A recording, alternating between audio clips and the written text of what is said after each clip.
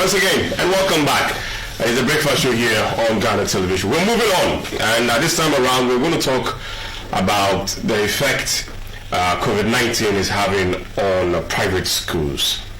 We've heard reports of some teachers in private institutions or private educational facilities or institutions saying it's been that difficult for them. Schools have been closed to see how best we can contain and control this whole situation. So I have in the studio Enoch Kwesi Gentua, right? Yes, please. Okay. He's the Executive Director at Ghana National Council for Private Schools. Yeah. Yes. And also Prince Kweku Enchi. NC. Yes. He's the Master Trainer for Private Schools. So good morning. Good morning. Hope you're all good. By His grace. How are things going? Prince, how are you managing? How are you guys holding up? Oh yeah, small. By God's grace, we are managing. Okay. How are you also holding up? It's not easy. You being a leader every day with this situation. Your phones will be calling. People are calling you. You want to see how best the organization can help them solve their normal challenges that they are going through. That's one of what the COVID-19 has also brought about. What's the effect? What has the effect been like for you? Based on the introduction of the experience of COVID-19, yeah. For me, I would say that we have both sides, the positive and the negative. Oh, there's a positive? Yes. Okay. There's a positivity in every situation, unless you don't want to sit down holistically and look at the issues. But we, the Private Schools Council, we look at this in this regard that there are other opportunities that we can also exploit in this period of emergency, because COVID-19 has exposed the whole country to lack of more or less innovations that we are lacking in our country. So now we are saying that students are, normally students are supposed to come to classroom, you need to teach them, and then you get paid for that. But this time students are in their home and you are supposed to reach them. So we need to develop strategical, innovative way of reaching these children. It's one positive thing that is forcing us to think and think very well. And then, since we were not all that prepared for this kind of, issues, it has caught us in at a time that we were not prepared. For that matter, our financials are very, very, in terms of our economies in the private school, is very, very low. So we have not been able to pay our teachers fully, and that has raised a lot of tension in our fraternity. Yeah. Yes. Fully in terms of maybe half or less than half? Yeah, fully in terms of the full pay.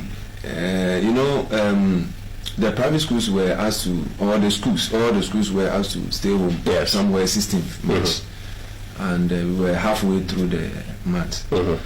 And so in private schools, we have about 70% of them who, based on their daily collection of money in order to pay teachers. And so when we were asked to stay home, teachers will not get their full pay in March. And then in the month we have just entered if they are not getting their full pay, fine, but at least they get half? No, they don't get at all. Nothing at all, because we have about 70% of low fee paying schools. What do you mean by low fee paying schools? We have private schools who charge very low, and even some of them charge daily. They charge daily. Okay. That is 3 cities or 4 cities. It depends on the geographical location of the school. And based on that daily collection, they set aside some money to pay the teachers. Can you imagine how much the teacher is going to be paid? Yes. As low as even 150 Ghana cedis. 150 Ghana cedis. 200 Ghana cedis. Even Accra here, we have a lot of schools in Accra here, and you'll be surprised. These are private schools. Yes. So 200 Ghana cedis. Yes. A month. 150 Ghana cedis a month. And this was just way before COVID even set in. Oh yes. That has been the norm, and it has been with them for so many. Some schools have been in existence for about 10 years, and they pay as low as 350 Ghana cedis. And so based on this daily collection, if there is something like what we are experiencing now, there's no way the proprietors can get any money to settle the teachers' allowances. You understand? So it has become a very big challenge. Very big challenge. Every day you hear people, teachers calling you. Some of them will call you for something for their pockets. Can you dash me 20 cities? Can you dash me that? So it's all over. It's all over. So what are you doing to help with this situation? Yes, so when the issue started on the 23rd of March, we wrote a petition to the office of the president. So he's the leader. So everything here, we need to get his attention also.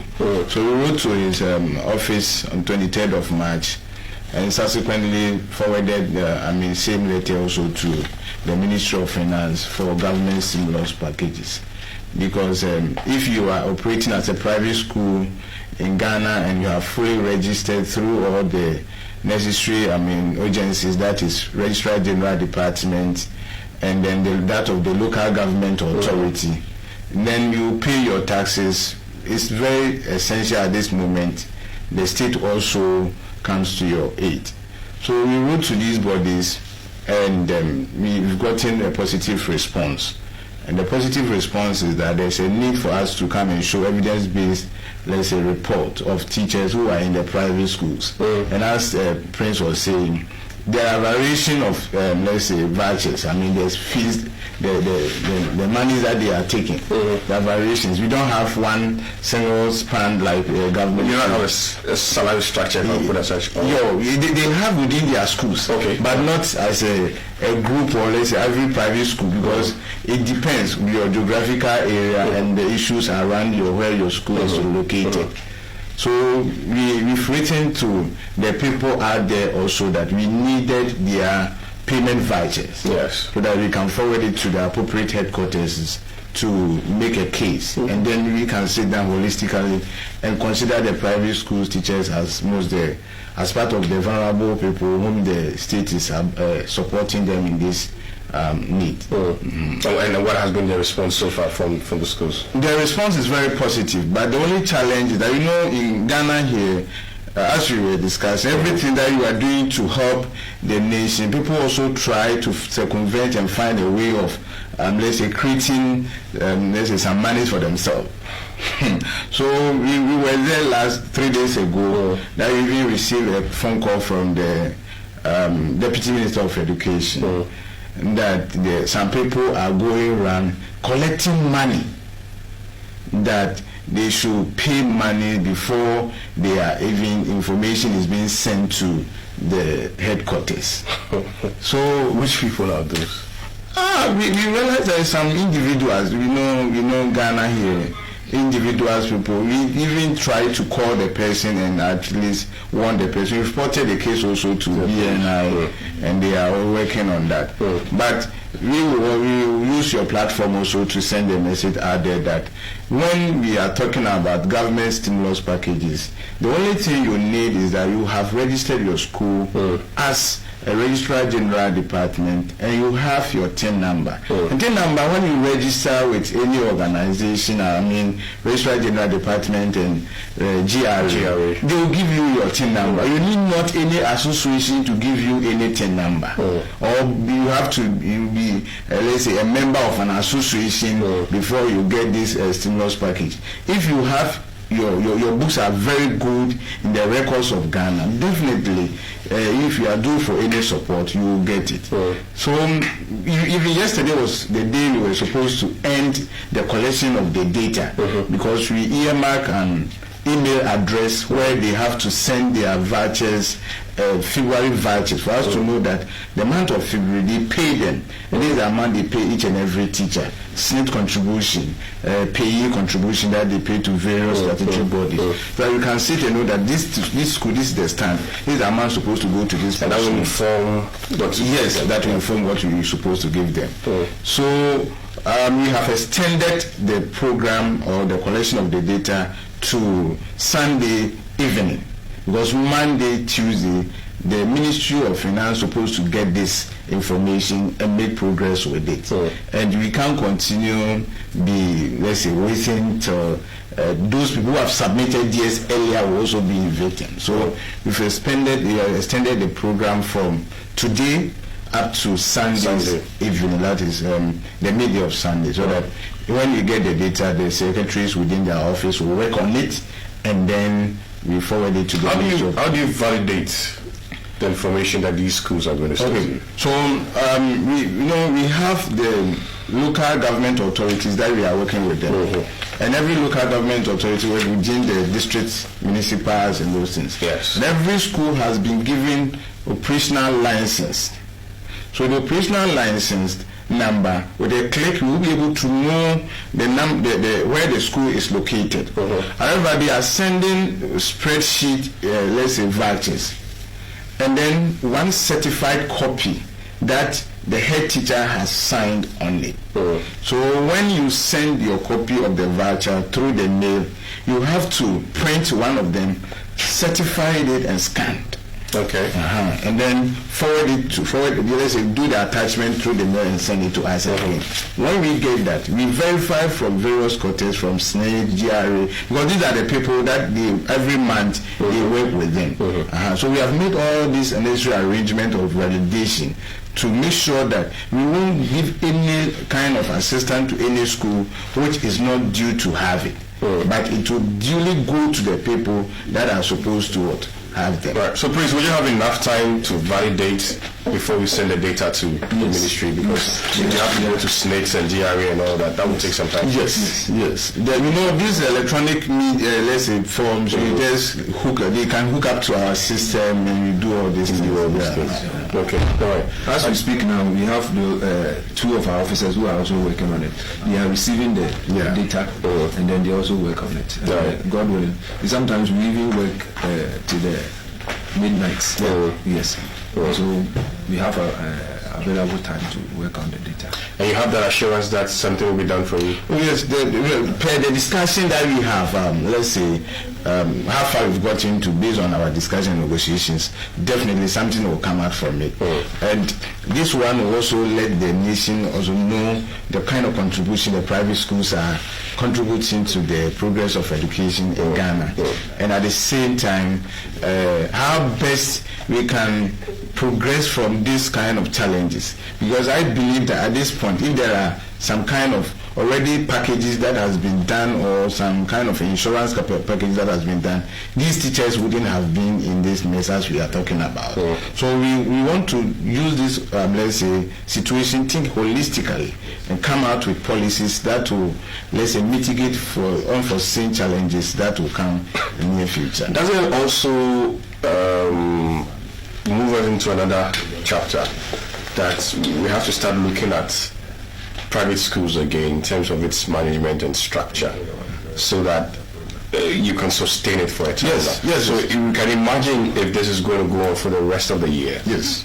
You can imagine the effect it's going to have. Yes. And one will argue that if they had in place a very strong and good structure, they could have at least taken care of their teachers, irrespective of things. You see, the reason being is that previously there wasn't any holistic body, or let's say a collective body for private school that sits down as proprietors, as teachers, as parents, and let's say educational consultants coming together to put the ideas together for the private schools. It was just, I am the proprietor. Yes. So I have set up my school, and this is how I want to do it.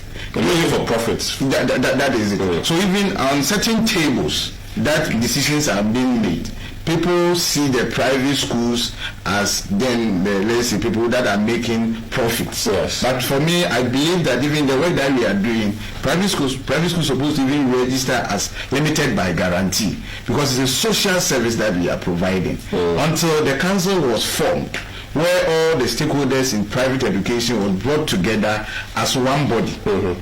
And then we sat down and we looked at the activities of private schools holistically. And we made a case. I think we met the president of Ghana somewhere last 2 years. And we made a case to let him understand that when we talk of private schools, it is not a time for saying that I'm a proprietor. But even looking at this situation, the most affected people are the teachers. The most affected people are the teachers. And as leaders, we need to fight for them. So when we are making decisions, we should also engulf them in our decision making to make sure that whatever we are discussing, it affects each and every one on the table. So it is time, because since yesterday we've been receiving calls, even the kind of vouchers that they are sending to us. What's wrong with that? You see, the people sometimes, some of them pay them on the tabletop and all these things. So now we want a credibility of let's say your school. Some of them are let's say getting it very difficult. You get like how? This for us to understand. Let's say there are some, you have employed somebody. Yes. You need to pay SNIT. Yes. There are some people that you have not been paying SNIT for them because some of them may be volunteer, that they have volunteered to work with them. If you are preparing their voucher, no one is saying that go and pay money in the bank if your strength is not there. But at least even if it's on the tabletop, there should be a paper guiding it. Yes. So at any point in time that we are being called for that, you can just bring it. It was Monday that we brought this letter, that we sent letters around that we need this voucher, knowing very well that February has been paid. So just quickly with this mail and others, we can. So we don't even have it. That is it. So we need to hone in the activities of private schools so that because when you look at the total growth of private education in Ghana, it's about 40%. That is the basic education. We contribute over 40% to the growth of education. And these people have over 22,000 schools. Or 22,000 private schools. 22,000 private schools in the country. I'm telling you. Wow. There are even there are other statistics that show. And this is for just the basic. That is a pre-tertiary from KG to senior high school. Oh, okay, 22,000. There are other communities when you go, my brother. You won't see any you won't feel the presence of public schools. It has been surrounded by private schools. So and in terms of academics, they are doing very well. Yeah. They are doing very well, and we applaud for the kind of the services private schools are. If you should pay a teacher 150 Ghana cedis, 200 Ghana cedis. That one is, if you sit down very well and let's say analyze it, you will come to conclusion that it is not, let's say, people exploiting the energies of the teachers or something like that, but there are real situations that they are facing. I have traveled across the country. Sometimes I do my analysis not based on a city in Accra, but I go to Tumu, I go to Sola and other countries. Let's say the capital parts of the country. That is it, and feel even the environment, how parents pay the money, the concept, the impression the parents over there have about private education. So if you sit in Accra and then you do your analysis based on the 5% category of the elite schools, that these are the private schools, you get it wrong. There are even other schools that are also falls under the 25%, that is the mission schools, where it's being supported by churches, religious bodies and all these things. So it is time we sit down as a country and we have proposed to the Ministry of Education to come out with what we call private education policy, where it will clearly stated the relationship between the private schools and the Ministry of Education. And then we have something called the PPP. In which way or in what form that the government can come in and support the private schools, and how the private schools can also go in and support the government. So if these policies are being in place, why now if you want to set up a school and you can set up a school without even going to any place. What you been going to any place? Yeah, you can just get up and just set up a school, and it will. But you need some bit of accreditation. You need some bit of approval. Some documents to show that that kind of permission from the Education Ministry or Ghana Education Service. No, you see, approval coming from where? Personally, we were even thinking that private schools are thinking that they get the approval from Ghana Education Service. Yes. But it is not like that.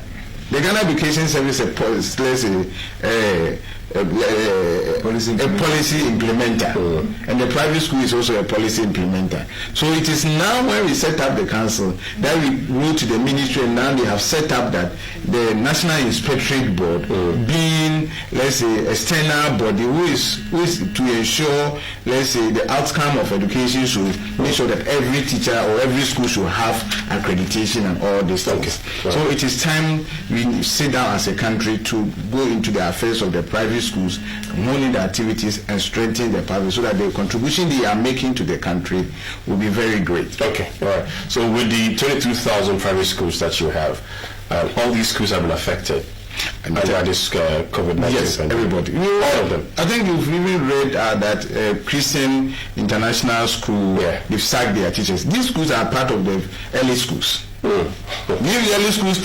early schools are sacking their teachers because and you know one thing, it's like at this time, the proprietors also have responsibility to honor. That is, they have to pay some statutory payment, like SNIT, GRA, and all these things. SNIT is just every 14th of every month.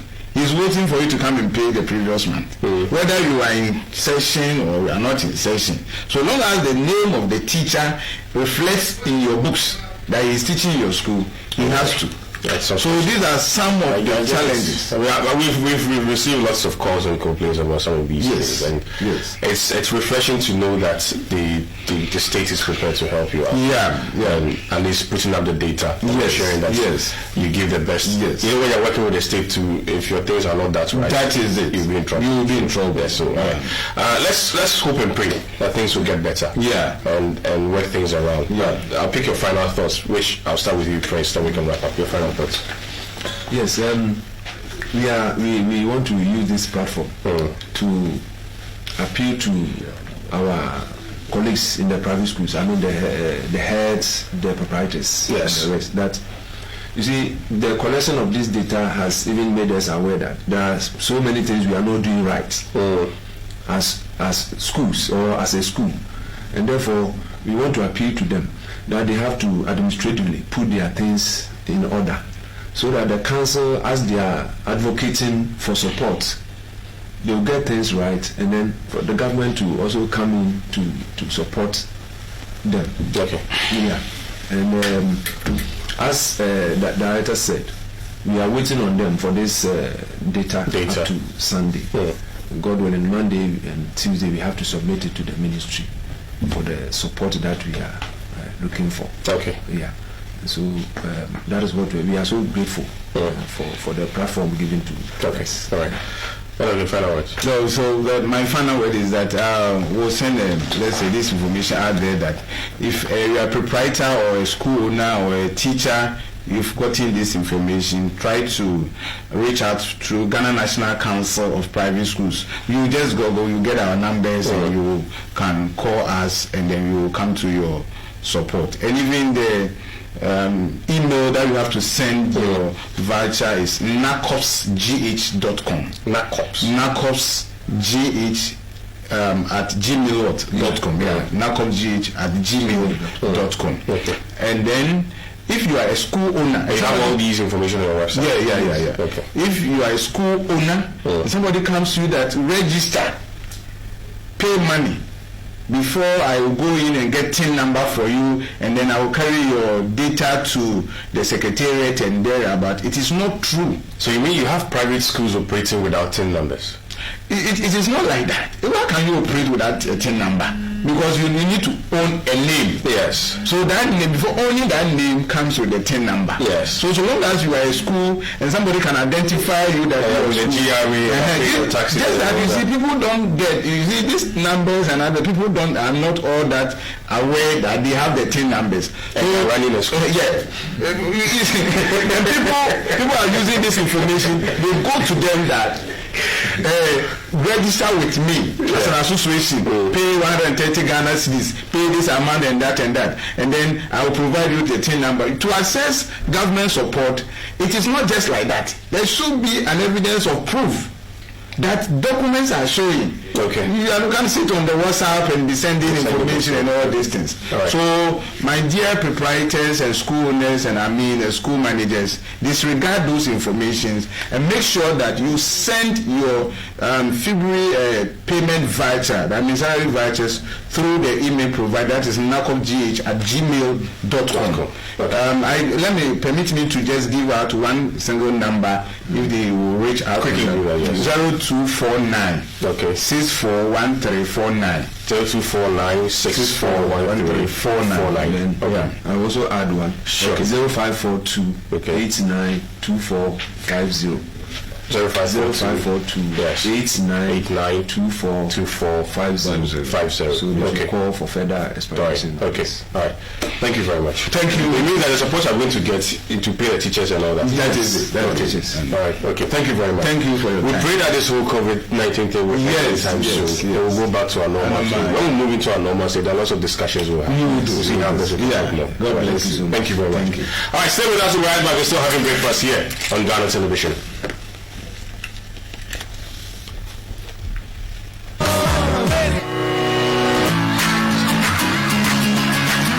Music and dance helps the body and the mind to work together. Exposing children to music during early development helps them learn the sounds and meanings of words. Dancing to music helps children build motor skills while allowing them to practice self-expression. For children and adults, music helps strengthen their memory skills. A 2016 study at the University of Southern California Brain and Creativity Institute found out that musical experiences in childhood can actually accelerate brain development, particularly in the areas of language acquisition and reading skills. One of such dances with music is choreography. Choreography dance is a form of art that is made by purposefully recreating select